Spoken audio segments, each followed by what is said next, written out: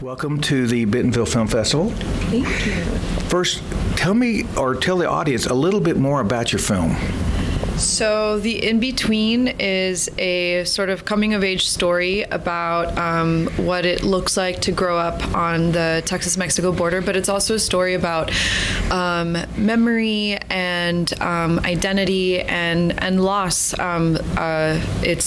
It's a personal film. I go back home after our youngest brother, Mars, had died a couple of years after to just sort of try to reconnect with him and our memories of and experiences of growing up and hoping that through, looking at what it looks like to grow up on the border, to try to just access the experiences that we had growing up. And through that, we get to experience that growing up in this very unique American landscape, it's cyclical. The things that we were doing back then as kids are the things that the kids are doing there now, and it's just this sort of like nice exploration of this part of our country and a love letter to home and to home and to family, and an invitation for people that haven't gotten to experience that beautiful place, an invitation to get to see it themselves.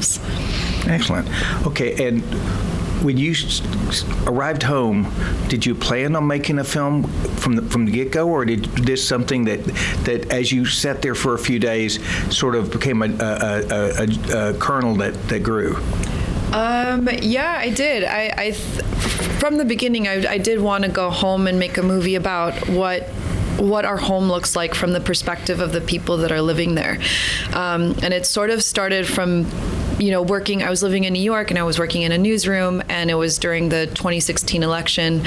And there were, just like everything that I was working on just a show, editing on it next to the news editors, and the news editors were constantly like working on their news for the day and their sound bites with like no headphones on, and just like the border was a huge topic at the time, and everything that was being said about it was just so foreign to me and unfamiliar. I'm like, this just wasn't what growing up there was like at all, unless I imagined my childhood or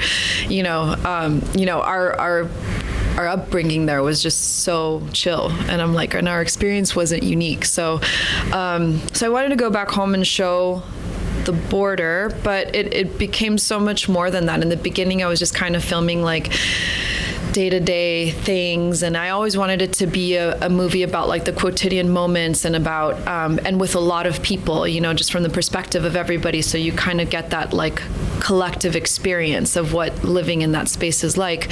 But it was with adults, and it was kind of like the business workings and just the politics, and for me it was fascinating, but it was a little boring. And so like once we started, I started filming with my niece and just going, doing all the little things that I used to do as a kid, that we used to do as kids, and it was inevitable to sort of, in the beginning, I kind of I had this like journalistic approach to it. I was just there, I was just filming. It's not about me at all. But it was hard to deny that it's my home. It's a very personal story. I was personally, outside of the film, searching for something myself, and searching to reconnect with my brother and reconnect with that experience of childhood. So the movie was always the plan, but having it be so personal wasn't at all. And is that, you told me about a movement of filmmakers in that part of the state. Is that something that relates well to those other people? I think so. We're kind of like in this silo of just, we're from a very small town. We've always loved movies, but we're not connected to any big cities. The closest big city is San Antonio, 2.5 hours away, or then Austin. And so it's hard, there's no film community in our small town. There's a little bit, you find your people here and there, but so we're just kind of like working in a silo. And then once we start, getting ready to finish up the movie, we start getting connected with other filmmakers, or we start hearing, once we start like getting into more familiar with like the industry and the community around us, there were so many other filmmakers from the other border towns nearby that were also making films that were just personal experiences, or stories of like nothing happening on the border, just very similar and familiar to what we grew up with. And we're like, oh my God, this is we're not alone in this. And it was so exciting to just to notice that there was more similar stories. Well, our vision from the outset of starting to work together was to make this film and to continue to make films about the border, because this place is so rich with detail and with story that isn't getting shared other than with the people that are from there. So we're like, oh, we have such a long road ahead of us of making a second and a third and a fourth about this region, whether it's in Eagle Pass and Piedras or not. But like as Robbie said, as we finished the film, we started seeing that, oh wait, there's a film that's taking place in the Rio Grande Valley that's about these high school mariachi band that go to state and compete, and we're familiar with that experience even though we don't know who these people are. Going varsity in mariachi was at Sundance last year, I think, and then these hummingbirds in Laredo, these like two like filmmakers next to ours, 2 hours downriver on the Rio Grande. And then Dante and Aristotle discover the secrets of the universe in El Paso, which is a fiction film based off of the book. That this incredible director H. Alberto did, and it was just so cool to get to see, like, oh my God, like there's this thing happening. These filmmakers, these storytellers that just want to see our stories from our perspective reflected. What We Leave Behind by Ileana Sosa, who also did this amazing episode of God Save Texas that's on HBO now. And so like watching it, I was like, so many of the things that were said in her film, I was like I said that in our movie, and it was just like, I mean, I have chills right now. It's just like, this is this experience that we've been waiting for since we were kids, to be able to like turn on the TV and see something about the border that looks like our experience, that sounds like our experience, that's not like, the typical cartel story or, human trafficking, whatever. Like, it's just people outside of the border hear border and they have like this very set, specific idea. And it's not to say that those things don't happen, because it's the nature of any border. But there's life or outside.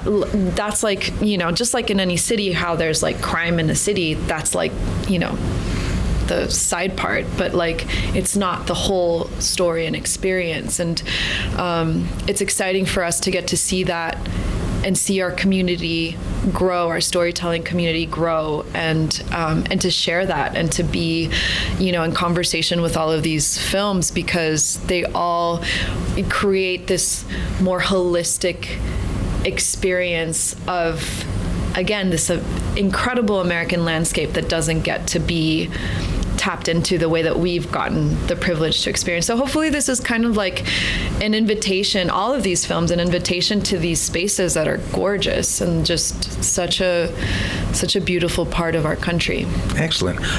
As you began delving into everything at home, I know you found Mars hard drives, and you started going through those and looking at all his photographs and his videos. How did that affect you? Oh gosh, that was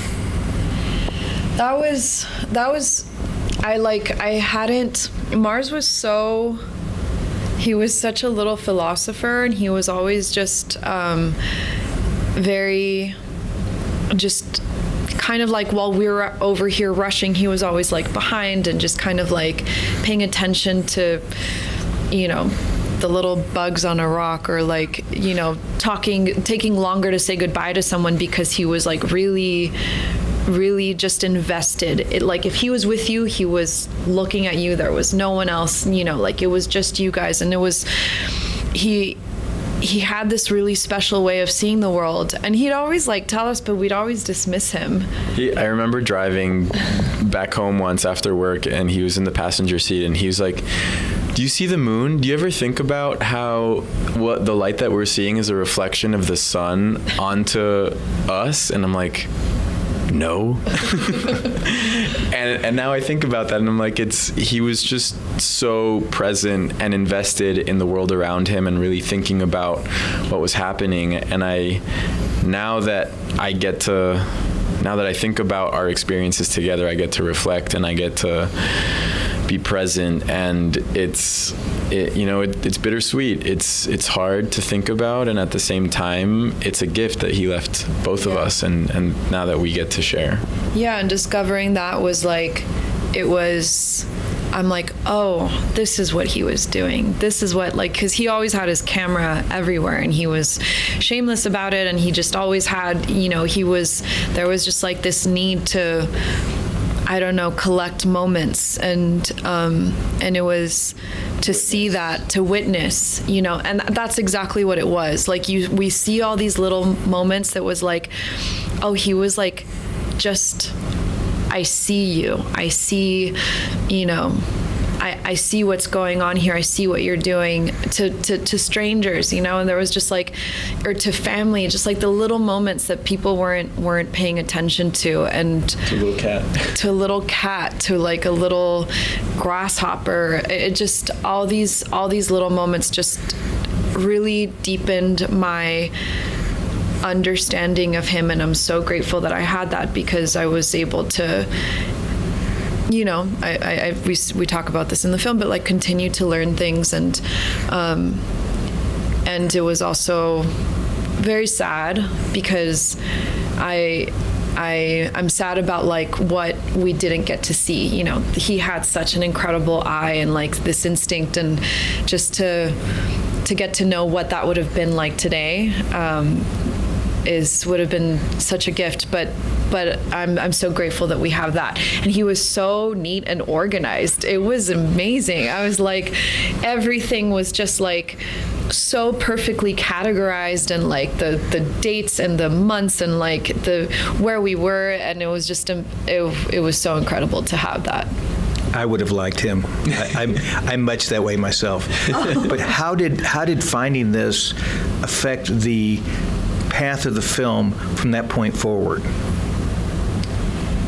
It was, I didn't have to do it on my own anymore. I feel like I felt, it kind of felt like we always wanted to make a movie together. And I was just like, it's him and us. And like, he did leave this for us, and hopefully it's okay that we used it. We have permission. Yeah, I think he's fine with it.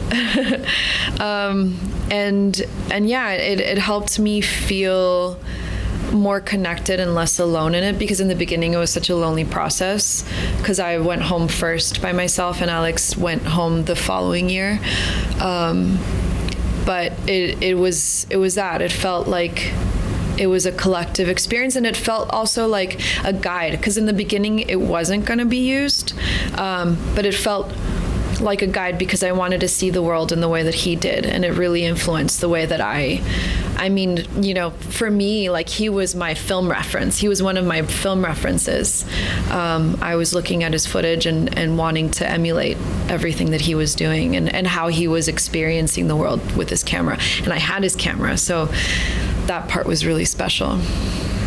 And how about you? I think, yeah, it for me, I still haven't gone through all of his footage. I think a lot of what I've seen in the film is what I've seen in the film is what I've gotten to explore, because I think that like Robbie says in the film, like I want to still have parts of him that I get to discover. I don't want to have it all and just say like, oh, well, that's it. And it's weird. I don't know. Like I don't know. It just gives my future self something to look forward to, and also like to take my time with.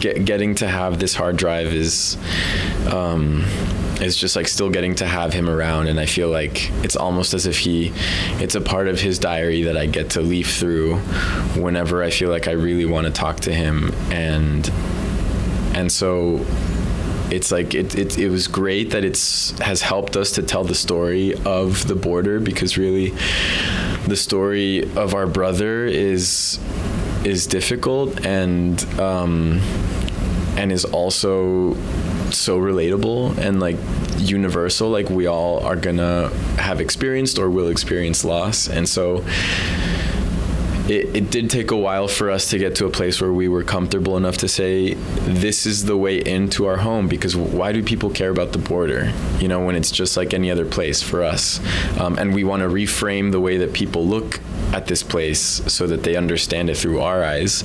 But why do people care? And I think getting to talk about Mars is the way that we thought this is how people can relate and feel connected to this experience of home and of coming back and of not wanting to come back. But yeah, I think the hard drive is something that I want to continue to come back to, and it's a gift that he left for us. I like that. Now, going back to the rest of the film, you kind of followed your niece through did she do a quinceañera? No. So like you, she decided to skip that. No, the niece that I followed was Noor, who lets me film her at the House of Mirrors, and that was the first at the carnival, and that was the first time that I allowed myself to just film with someone I knew. That, like, you know, we filmed with the mayor and like the people in town, and we all knew them, but like filmed with like my family, to let me just experience. I think there was like the shift that it was like, well, what do I know? What are the experiences that I have? It's like the way that writers write what they know. It's like, I'll film what I know instead of going to all these spaces that I was learning and discovering, and it was amazing. Things that I didn't know about how the border worked, and like business and maquiladoras and like import and exporting. Like, it was cool, but not super fun for a movie. But the synergy between the two towns on opposite sides of the border seemed to be also an important part of your life. Oh, absolutely. We grew up, I mean, the twins were born in Mexico. From the beginning, we're just crossing back and forth. It's just the nature of the town, and everybody that has, you know, there's people that aren't able to cross, but we had that privilege of being able to have, you know, dual citizenship and family on both sides. And so, you know, and that's a very common experience on the border too. And so a lot of people are just constantly going back and forth, and it's a very united town. Like, the mayors of both sides are very friendly, and there's constantly, like, you know, events that they both attend. You know, every year there's this really sweet festival called the Abrazo Festival, which is like the hug festival. And the mayors from both towns meet in the middle. There's two international bridges, so they can afford to shut down one of them, and they close it down, and it's like they meet in the middle with like all of the other dignitaries, and it's this huge celebration. It's a party. It's a week-long party that starts off with that hug, and it's just this sort of symbolic hug that symbolizes like the renewal of like economic and cultural, you know, like togetherness and appreciation. It's like these are these sister cities that like were created, you know, one year after the other. And so it's a very united town, and it's just such a special experience. One of our favorite stories is that the nacho was invented there, and on the Mexican side, and it happened because, as you do on the border, you go from the American side, you go to the Mexican side because there's way better restaurants there. And so like they were, you know, these women were, these army wives that were stationed there were going to Piedras for dinner on a Friday night I think, Friday. And they went to this restaurant called El Club Victoria. And I think the kitchen was closing, but they were like, please, can we get something? And the guy that was working there, Ignacio Anaya, was like, I'll see what I can figure out. And he has totopos, the chips, and he has cheese and adds a jalapeno, puts it in the oven, brings it out to them, and he's like, this is what I got for you guys. And they're like, this is incredible, what is it? And all Ignacios are nicknamed Nacho for short, so he's like Nacho Special, and I'm like, this is like this most incredible culinary metaphor of like what the border is. Like, this happened because these two communities come together, and now it's like this like beautiful gift for the world. And it's like, this is what happens. This is what the border is like. The border is about unity. You know, you get margaritas, you know, you get burritos, you get Caesar salad, like all these incredible things that everybody loves all over the world because, you know, the fluidity of borders. So it's a very close, united place, and that's the way that we want people to get to experience it, the way that we get to experience it. It's such a privilege. And that's what made this film so hard, I think, for you to make, is because it is so complex. You had problems making it visual. Yeah. Did you have any points in that you really wanted to, that you thought were, wow, I did get this?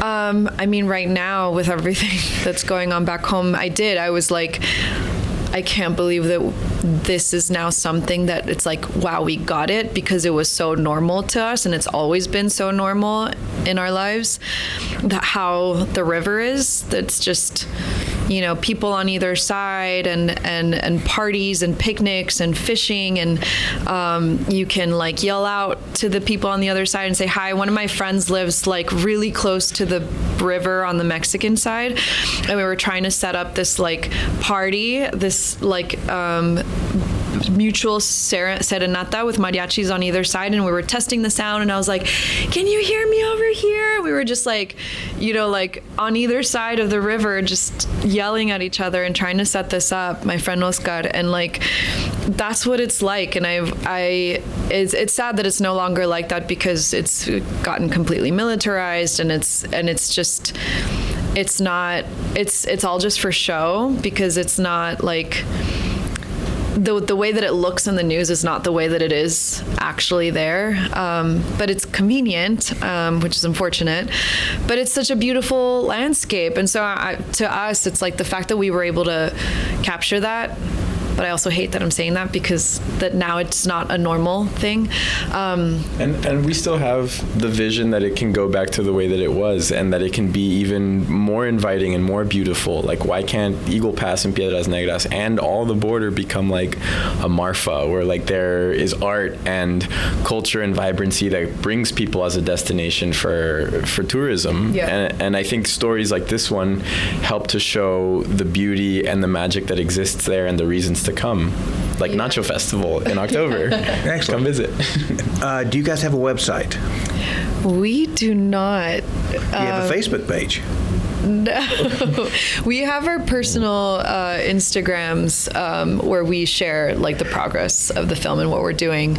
Yeah. Okay. It's in the works. We are in the process of getting all of our socials and media built so that we could get. Please let us know when you get them, and we'll publish them on our side. Yes, thank you so much. Thank you very much for coming to talk to us today. Thank you so much, Doc. Thank you for having us. This is such a beautiful place, and we're so honored to get to be here and meet you guys. Excellent. Thank you so much. Thank you.